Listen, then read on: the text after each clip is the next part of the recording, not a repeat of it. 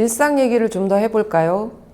그 구연체라고 할 나타샤라는 인물하고 같이 모스크바가 세 자매에게 아름답고 진정한 삶을 꿈을 상징한다면 희곡의 배경이 되고 있는 지방 도시는 현실과 일상을 상징합니다. 최후의 장막극들은 모두 지방 도시를 배경으로 하죠. 좀 더 정확히 말하자면 다른 작품에서는 주인공인 지주 귀족들의 시골 영지가 배경이었는데 세자매에서는 장군이었던 아버지가 새로 임지 발령을 받아 내려온 현청 소재지가 배경입니다. 세자매가 굉장히 답답해하고 기차역에서 20km나 떨어져 있다는 말이 나오긴 하지만 그렇게 궁벽한 시골은 아니에요. 200년 된 도시라는 말도 나오고 꿀리기니 일이나 생일 선물로 주는 자기가 썼다는 김나지움 50년사 책으로 미루어 보아서 19세기 중반 정도의 김나지움, 그러니까 중등교육기관이 생긴 도시니까요. 안드레이하고 이리나가 일하게 되는 제임스토버라는 지방자치기구도 있죠. 그런데 딱 거기까지입니다. 안드레이는 이렇게 말합니다. 역사는 200년이나 되고 인구도 10만이나 되는데 하나같이 그 인간이 그 인간이고 예나 지금이나 그 어떤 열정적인 인간도 손톱만큼이라도 특별한 구석이 있어서 닮고 싶은 어떤 선망을 불러일으키는 사람도 없다고. 그냥 먹고 마시고 자고 그러다 죽어갈 뿐이라고.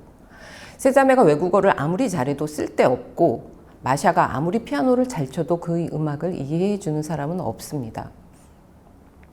체홉이 세자매를 쓰면서 이런저런 메모를 해둔 노트를 보면 지방에서는 정신이 아니라 몸만 움직인다 라는 구절이 있는데 세자매가 살고 있는 지방 도시가 바로 그런 곳이고 세자매가 그 도시를 떠나고 싶어하는 이유도 바로 그것입니다. 세자매가 살고 있는 지방도시 출신으로 안드레이와 결혼하게 되는 나타샤는 그렇게 정체되어 있고 정신이 아닌 몸만, 물질적인 면만 살아있는 도시를 대표하는 인물이라고 할 수 있습니다. 안드레이는 자기 아내에 대해서 좋은 여잔데 사랑하는데 저급해 보이게 만드는 뭔가가 있다고, 어떨 때 보면 아주 속물처럼 보인다고 그렇게 말을 합니다. 극 중에서 노골적으로 나타샤에게 반감을 표현하는 인물인 마샤도 나타샤를 두고 속물이라고 부르죠. 어떤 사람을 속물이라고 할 수 있을까요?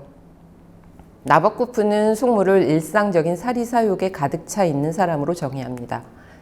잠깐 일시적인 속물도 있지만 머리끝부터 발끝까지 진부하고 상투적인 관념 형식들로 똘똘 뭉쳐있는 사람, 거짓된 아름다움, 거짓된 재능, 거짓된 매력으로 살아가면서 잘난 척하는 의기양양한 속물을 구별하기도 합니다. 나타샤를 설명하는데 잘 들어맞는 정의라고 할 수가 있겠죠. 일상적인 사리사욕으로 가득 차 있고 머리끝부터 발끝까지 교양 있는 척하고, 나타샤가 이 막에서 마샤 거친 말투를 지적하면서 불어를 섞어서 쓰는 장면이 나오는데 그 옆에서 투젠바크가 웃어요. 투젠바크가 웃는 건 굳이 불어를 쓰지 않아도 되는 자리에서 좀 이상한 불어, 그러니까 어순도 그렇고 표현도 좀 어색한 불어를 쓰고 있기 때문입니다. 불어, 독어, 영어, 이태리어까지 그것도 다 할 줄 안다는 세자매 앞에서, 세자매는 한 번도 외국어를 섞어 쓰지 않는데 말이에요. 이리나의 방을 빼앗을 때도 올가하고 싸울 때도 나타샤는 항상 교양 있게 말하는 것 같지만 사실 그녀의 행동은 교양 있는 것과는 거리가 멀고, 그래서 그녀의 교양은 거짓된 위선적인 것으로 보이게 되는 겁니다. 일상적인 사리사욕, 나타샤는 계속해서 자기 아이들을 걱정을 합니다. 이리나한테 올가하고 방을 같이 쓰는 게 어떠냐고. 자기 아이의 건강을 위해서죠. 이리나 방이 환하고 따뜻해서 아이들 방으로 쓰기 좋은데 이리나는 하루 종일 나가서 밖에서 일을 하고 밤에 들어와서 잠만 자는 거니까. 바이올린을 낑낑대는 안드레이가 시끄러워서 아래층으로 내려가게 해야 되겠다는 말도 하죠. 나이 많은 유모 안피사는 집에서 아무 일도 못하고 앉아있기만 하니까 내보내야 된다고 말을 하고요. 그게 문제가 되나? 문제가 되죠. 덕분에 이리나는 집에 들어가기도 싫어졌고 남편을 그렇게 아래층으로 내려보내고 위층 거실엔 정부인 뽀로또뽀부를 앉혀놓고 있으니까요. 30년 넘게 세자매를 돌봐준 안피사의 세월을 무시하는 것이니까요. 그럼에도 불구하고 나타샤는 모든 것을 자신이 원하는 대로 이룹니다. 최홉이 나타샤를 레이디 맥베스처럼 무서운 끔찍한 여자라고 불렀던 것도 바로 그 때문입니다. 세자매는 모스크바라는 꿈의 좌절기이기도 하지만 나타샤의 프로조로프가 침탈기이기도 합니다. 나타샤가 프로조로프가를 장악해가는 과정은 눈에 띄지도 않고 거의 아무런 저지 없이 순차적으로 완전하게 이루어집니다. 1막 거의 마지막에 처음 등장하는 나타샤는 이리나 명명일 파티에 처음 참석해서 수줍어하고 얼쩔 줄을 몰라 하는 모습을 보이죠. 올가가 옷차림을 지적하니까 거의 울려고 하고요. 하지만 안드레이와 결혼하고 나서부터 이러한 관계, 집안에서 그녀의 지위는 완전히 달라지게 됩니다. 나타샤는 프로조로프가의 안주인 노릇을 하기 시작하고 사소한 일들이긴 하지만 세자매와 계속 부딪히게 됩니다. 직장과 지루한 일상에 지친 세자매가 마슬리니짜에 사람들을 다 불러 모아서 실컷 놀고 싶어 하는데 나타샤가 아예 몸이 좋지 않다면서 다 돌려보내는 시기지요.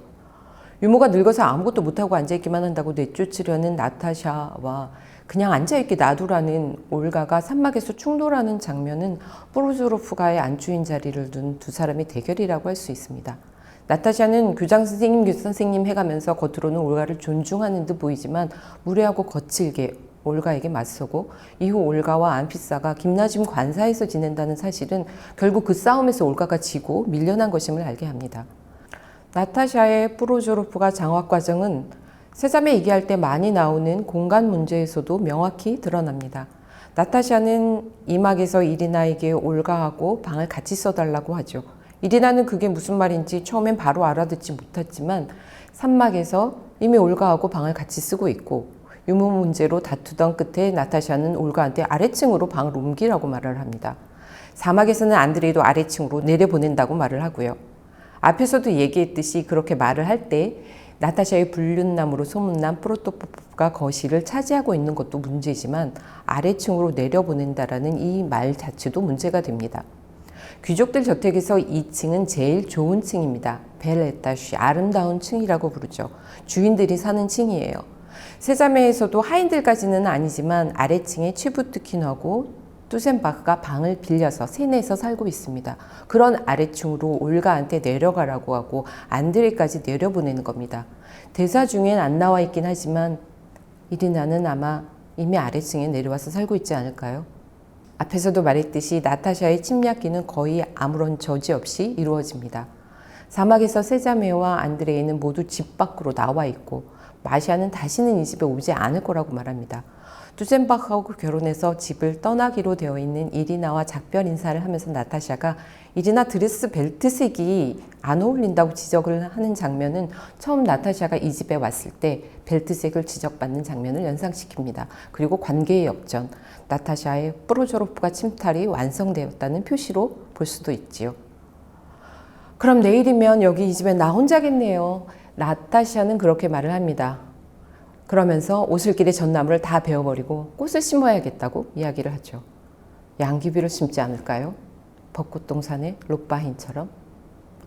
나타샤가 프로조로프가를 차지하고 세자매는 거의 쫓겨나다시피 하게 되지만 그럼에도 불구하고 이 희곡이 세자매의 파국으로 끝난다고 말하기는 어렵습니다. 물론 세자매는 극이 진행되는 동안 각각 나름의 좌절, 작지않은 시련을 겪게 됩니다.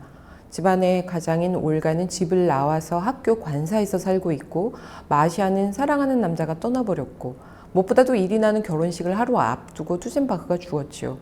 비극적인 파국으로 그려질 법한 상황이기도 한데 마지막 장면에서 어떻게 저럴까 싶을 정도로 세자매는 자신들의 비극적인 상황에 초연한 모습을 보입니다. 마샤가 서럽게 울기도 하지만 남편의 위로를 받으면서 울음을 참고 집으로 돌아갈 채비를 하고요. 떠난 사람은 떠난 사람이고 남은 사람은 다시 삶을 시작해야 된다고, 살아야 한다고 하면서 이레나는 혼자라도 떠나겠다고 학교에서 아이들 가르치고 자신을 필요로 하는 사람들을 위해서 일을 하면서 살겠다고 말을 합니다. 올가도 비슷한 얘기를 하죠. 삶이 아직 끝난 것은 아니라고. 물론 그렇게 얘기하고 있다고 해서 이 결말을 해피엔딩으로 보기는 어렵죠. 집으로 돌아간 마샤는 지루한 김나지움 교사인 남편 꿀리게 난때 교장선생님, 동료들 얘기를 들으면서 살아야 될 거고 올가는 원치 않았던 김나지움 교장의 고된 일상을 살아가게 될 것이고 전신국 직원에서 지방자치회 비서를 거쳐서 이제 교사가 될 거라는 이리나의 삶은 올가의 반복이 될 수도 있습니다. 아니면 다른 무슨 좋은 일이 일어날 수도 있겠죠. 중요한 건 세자매가 자신들에게 벌어진 일들을 그들 삶의 파국으로 인식하지 않는다는 점입니다. 세자매는 그것이 지루한 일상의 반복이 되었든 아니든 간에 삶에 대한 애착이 있고 살고 싶어하고 살아야 된다고 이야기합니다. 확실히 드라마틱하지는 않죠. 앞서 세자매가 일정한 형식이었고 예기치 못한 방식으로 흘러간다, 이상하고 새롭다라고 그런 평이 있었다라고 얘기를 했었는데 엔딩도 마찬가지입니다. 그런데 연극이 기대하는 극적인 결말은 아니지만 정말 삶에 있을 법한 그런 결말 아닌가요? 약혼자가 죽고 애인은 떠났어도 삶은 계속되고 살아야 하니까요. 어차피 마찬가지야 라는 최부트킨의 냉소적인 대사 뒤로 올가가 그런데 우리가 왜 사는지 왜 고통을 받는지 그것만 알았으면 좋겠다. 그걸 알 수 있다면 이런 말을 반복해서 말합니다. 세자매의 마지막 대사이고 제일 유명한 대사이기도 하죠. 세자매가 이렇게 삶의 의미를 알고 싶어 하는 것은 극중 마샤의 대사처럼 아무 의미도 없으면 너무 공허하기 때문입니다. 그리고 바로 그렇기 때문에 그렇게 의미를 찾는 모습이 세자매를 나타샤하고 구별하게 하는, 세자매가 쉽게 패배했다고 말할 수 없게 하는 중요한 지점이기도 하고요. 오늘 세자매 이야기는 여기까지입니다.